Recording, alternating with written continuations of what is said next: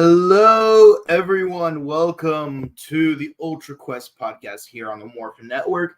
We apologize if things are a little slow or running a little poorly. The internet in my area got horribly cut out, so we're trying our best to keep it together. I know it's been a rough week, but it's only Monday. I know, but we're here for you. We're going to keep cheering for you because you got to jump towards the sky and leap towards the dream, blah, blah, blah. Insert Ultraman arc reference. We are here to discuss Ultraman arc episode 11. Message. Yeah, that's what the episode's called. Message.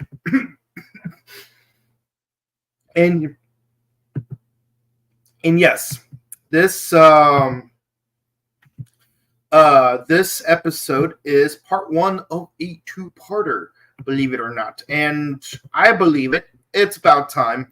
I'm gonna guess that episode 12 will be a mid-season type of situation. And yeah, that's pretty much all I have to say on the matter. It's gonna be mid-season. Episode 13 might be a clip show, and then we're going to have a second arc, no pun intended, and lead us to episode 25 being the finale. And a movie. But, yeah, here we go. So, the episode starts off with an investigation about there being a bunch of sinkholes. Of course, we think there might be construction involved. Maybe there's a kaiju involved. Maybe the construction is luring a kaiju towards the city. Who knows? But Yuma confides with Ishida about, hey, there might be a barrier between. The two organizations. So that's bothered Ishida, that there's lack of rapport between them. But we don't have time for that because there's a narwhal kaiju to deal with. And Ultraman tries to fight it, and yeah, that's he's having a hard time with it. But then a giant robot shows up. Mysterious giant robot. But the thing is, it's attacking both of them. It's attacking both Ultraman and the giant narwhal. What's going on? Also, it can rotate, changing it's basically like Professor Quirrell, where he can rotate his body and there'll be another face with other powers, like a mechanical claw. And of course it causes the kaiju to run away. But first, there's a little girl and her little brother that are trying to evacuate. The brother loses his hat. The girl recklessly tries to go back towards the Quirrell in order to retrieve the hat. The brother chases after her. The little girl's about to get stomped by the kaiju when Yuma's completely unmorphed. And the giant robot just saves the little girl. And then it just deactivates. But it keeps saying the phrase, give us, give us, give us, give us. So naturally, they call the giant robot Give Us. Yuma wants to believe that this giant robot might actually be an ally, because it did save the little girl. But we need evidence. Naturally, the GDF gives Skip the opportunity to do some researching, go through a series of alien databases. I'm like, how do we have a database of all these alien languages? How does that work? But of course, it's like, I'm looking for my Give Us. I will be your Give Us. So it's like, what does the word Give Us mean? So they had come to the idea of, hey, what if it comes from a planet that has no sun? So they base their civilization off the moon. Personally, as a scientist, I have no understanding of how any of this works, because last I checked, you need a star for a planet to orbit, don't you?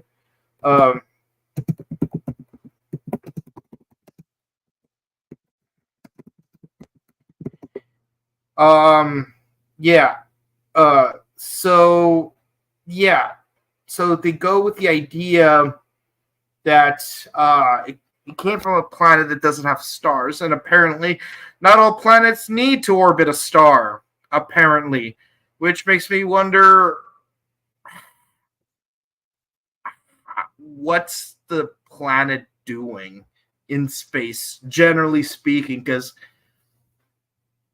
like the solar planets, Mercury through Neptune plus the dwarf planets, we orbit around the sun because the sun has a gravitational pull. Our planets might just fly off in all manner of directions if the sun isn't there to keep us within the orbit. So I do wonder, what are these planets doing with that? It's me just like asking curious things because this is a new concept even for me, and I've been studying science for 20 years. So yeah, that's a crazy concept for me.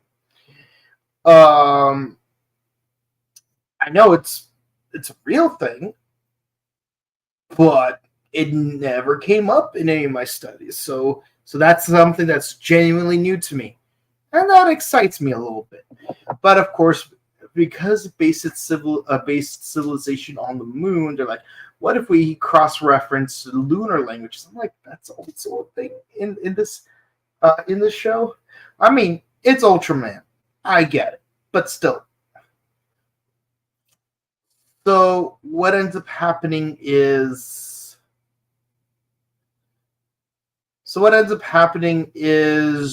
we got a translation that might mean obstruction.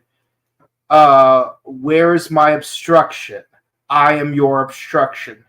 So the word obstruction could very well mean enemy. Where is my enemy? I am your enemy.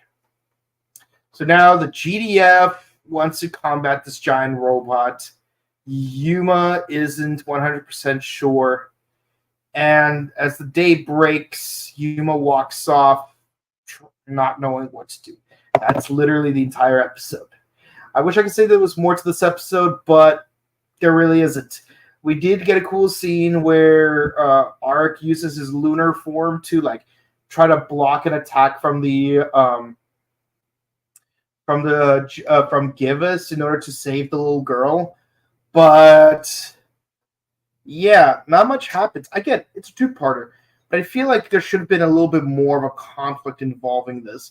Because when you look at Blazar, for example, in Blazar, Gento almost died.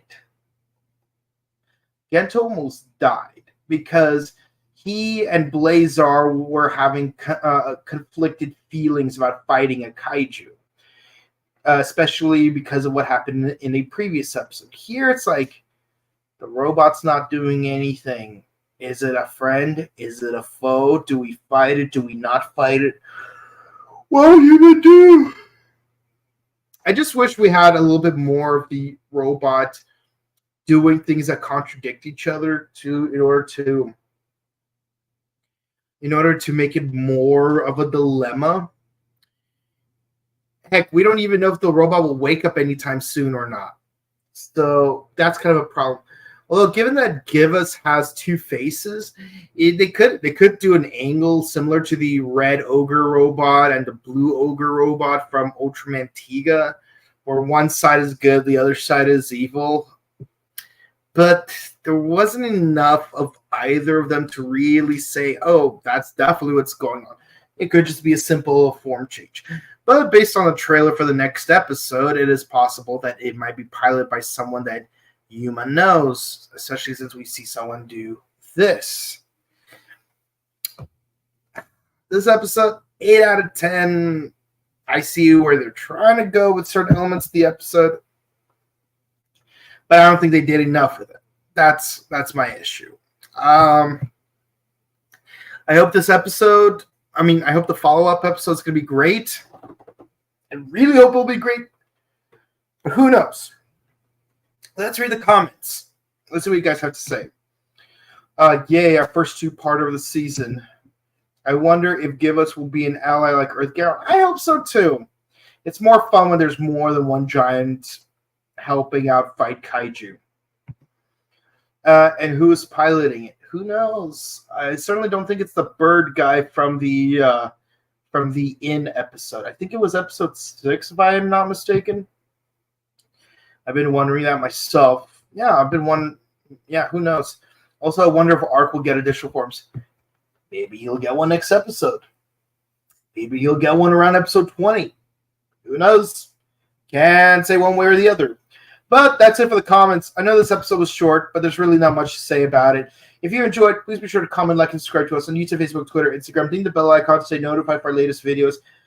And be sure to share our videos because it helps us out with the algorithm. Now, typically our schedule is Ultraman Arc on Mondays, Kamen Rider Gavu on Wednesdays, Bakage Sentai Boom Boomer on Thursdays, and Kamen Rider Gaim on Sundays. But because of certain things that are going on, this week's episode of Gavu will be on Tuesday instead of Wednesday. So just giving you the heads up, tomorrow will be Gavu episode 4. Gaim will remain scheduled on Sunday as it typically is. So I think we're good there. Also, be sure to check out our Power Morphicon interviews. We'll be uploading more this week. This week in particular might be a little bit slow because the entire squad is basically doing a thing out of town. So, so it's really touch and go. In the meantime, I'm holding down the fort on the podcasting end. And yes, the internet is completely shut down right now. So I'm working off of a hotspot. But I'm here with you guys, right here for you guys. So you best believe I'm here for you. Check out our sister channel, The Buttery Show, where we do various movie reviews. We've done both Speed movies, both Mask movies, both Dumb and Dumber movies, and yes, as a bonus, we will be doing a certain other movie. Not this one. That's just being silly. That's the movie we just finished, so we can just shut that down. I'm of course talking about this movie, Dumb and Dumber. When Harry Met Lloyd. We'll be doing that movie this week as a bonus round because since we did 2 out of 3 Dumb and Dumber movies, we may as well get all 3 of them out of the way. And why do the prequel after the sequel? That's because it's about movies with sequels, not movies with prequels. If it was movies with prequels, believe me, we'd be talking about other stuff like Mallrats or something. I don't know. But with that said, guys, thank you guys so much for watching. And if you want to follow my personal content, you can find me on Instagram at Boken_Kabuto and on Twitch, twitch.tv/BokenKabuto. With all that said, guys, thank you guys so much for watching. Be sure to stay safe, stay hydrated, update emergency kids, hug your loved ones. We'll see you all next time. Goodbye.